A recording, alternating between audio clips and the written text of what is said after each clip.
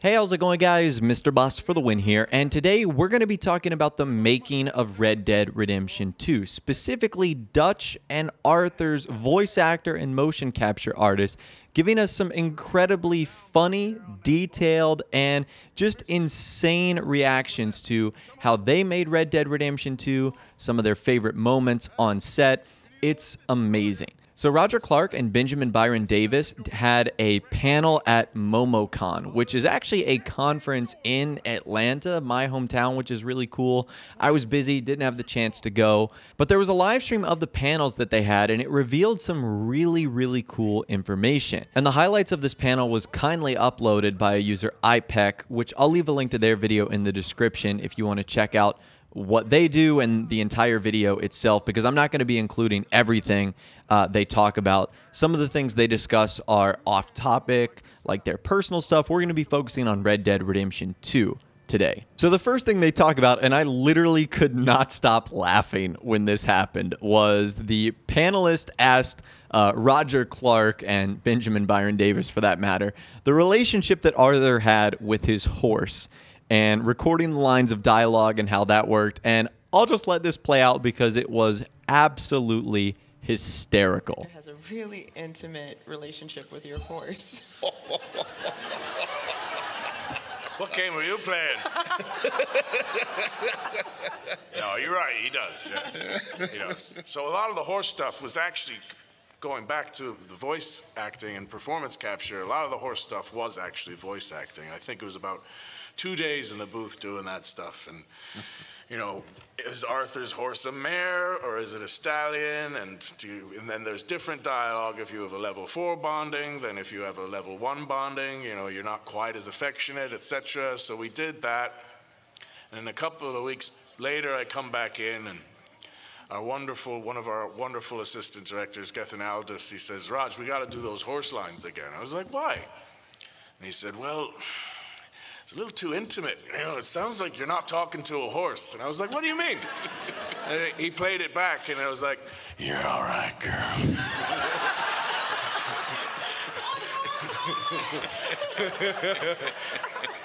Easy, girl. And I was like, "Yeah, you're right. We should do those again, man." So I'm not even joking. When I said I was laughing for like minutes after that, it really was true. That was one of the funniest things I've ever heard. The next bit is equally as hysterical. You get Benjamin Byron Davis describing the sort of secrecy he had to have when doing his role of Dutch in Red Dead Redemption 2. I mean, for years he couldn't tell anyone, including his family. And that led to some really awkward moments. A fun story.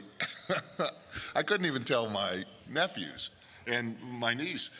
You know, so Christmas time, it was kind of, I'd go home and I'd see everybody, "Oh, things are great. I can't tell you why, but they're great." But so my nephew Willie, who I think was maybe 11 at the time, he comes up to me. He was 11 then? Then, yeah. Oh, my gosh. Right? I think he was 10 when I started. And your son was just born, and now he's 6, right? I mean, so things happen. This takes some time. But Willie came up to me and said, he looked me in the eye, and he said, "Uncle Ben, I know what you're doing. You are working on Red Dead Redemption 2. And I looked him in the eye, and I said, "I swear to you, Willie, I'm not." And because I believed that it was going to be called Red Dead Redux or Red Dead Rebellion or Red Dead something else. Yeah, because Revolver, Redemption, we thought they might have done it that way. Yeah. So the first teaser drops, and they bring us onto the volume. We got to see it. This was one perk. We got to see that first teaser, that beautiful, beautiful sort of tone poem. You see Arthur walking out from the sun on the horizon, and it has that great line you do about... You better run and don't look back. Exactly. So that one drops, and we're sitting there and we're watching it with the entire production company on this big screen, watching it, and I'm loving this. Oh my God, this is so amazing. Look at this thing. And then it gets to the end and it goes, Red Dead Redemption 2. And everybody else is like, yes! And I'm like, I am such a bad uncle. So that's interesting that even the main characters of Red Dead Redemption 2 didn't even know what it was going to be called until the trailer came out and until Rockstar revealed what it was going to be called. And their theories make sense because, you know, it was Revolver and then Redemption. So the fact that they did Red Dead Redemption 2 was a little strange. It made more sense due to the fact that it was a prequel to Red Dead Redemption. But either way, I found that to be pretty interesting. The next question that someone actually asked from the crowd is pretty interesting. He actually asked Dutch the quickest way to Tahiti, and this is his response. This is a question from Mr. Davis, but Mr. Clark can answer it too. What's the quickest way to Tahiti? Faith. Up next, Benjamin Byron Davis describes how perfectly Rockstar wanted them to get the lines. And that shows because the dialogue in Red Dead Redemption 2 is incredible, but they had to get it right like 100% of the time. There wasn't a lot of like ad-lib that they could do. So take a listen to this right here. I remember one guy came into the green room and he said to me, how much do they care about these lines being, you know, perfect? And I was like, well, you know, the owner of the company wrote it, so I think you probably want to be off book. But watching other people struggle with my pain was enjoyable.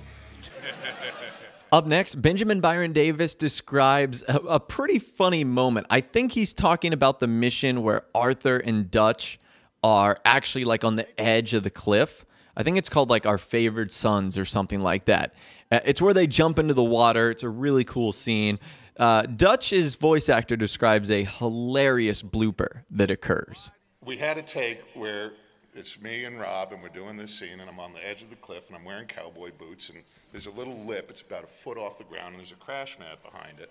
And I'm saying, you know, when I'm gone, they'll find another monster.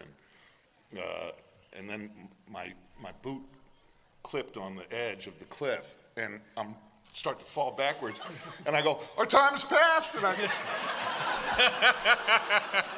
fell off the back. They should have kept that. And Rod was so sincere. He was like, did you mean to do that, you crazy person? And I said, no, of course I didn't mean to do that. And I said, but I'd really love to have been able to see the expression on my face. And Rod goes with a twinkle in his eye, oh, we can do that. So they put it up on the big screen, me going, our time is passed. So I fell back. Moving on, Roger Clark literally talks about Arthur getting to attend his own funeral. I'll just set the scene for you guys right there. Take a listen to this. Here's another fun fact. Spoiler alert, but at the very end, when the credits are rolling, after you've completed the epilogue as John, and you know those little montage bits that they have, and there's one where you see Mary visiting Arthur's gravestone. You guys remember that part? I was Mary.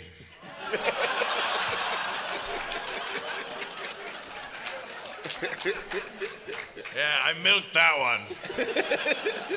You got to be at your own funeral. And of course, the real Mary, Julie Jesnick, was amazing to work with. But she, you know, she wasn't in that day. So, Raj, do you mind standing by your gravestone and looking sad? Yeah, sure. You nailed it. Thanks. Yeah. And last but not least today, Benjamin Byron Davis describes what it was like where Arthur antagonizes Dutch. And he said it was weird how Rockstar wanted the player to be mean, rude, or inconsiderate to other players and other members of the gang. Take a listen to this. I can be cantankerous. It's true. But of the things that I got in a snit about was having to record this dialogue of if Arthur was treating me disrespectfully at camp. And I was just like, that would not happen. I would not allow it. He would not survive it.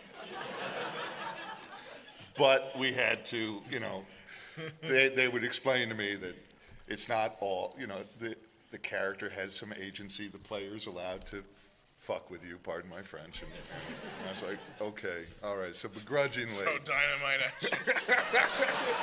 you. Who does that? Nobody does that. Okay, all right. Honest. Yeah, Mr. Marston.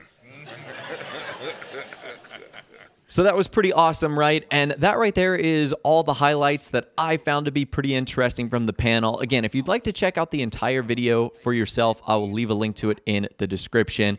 They talk about a lot of cool stuff like their first voice acting roles and a whole lot of other things that didn't really pertain to Red Dead Redemption 2. So it's definitely worth your time. Check it out in the description. But I felt like we were able to learn a lot today. The process of making Red Dead Redemption 2, how secretive they had to be, some of their favorite scenes and recording aspects.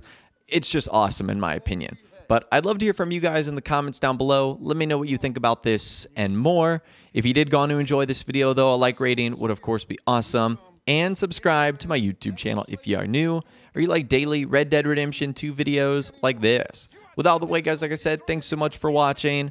Take care and I'll see you guys in the next video.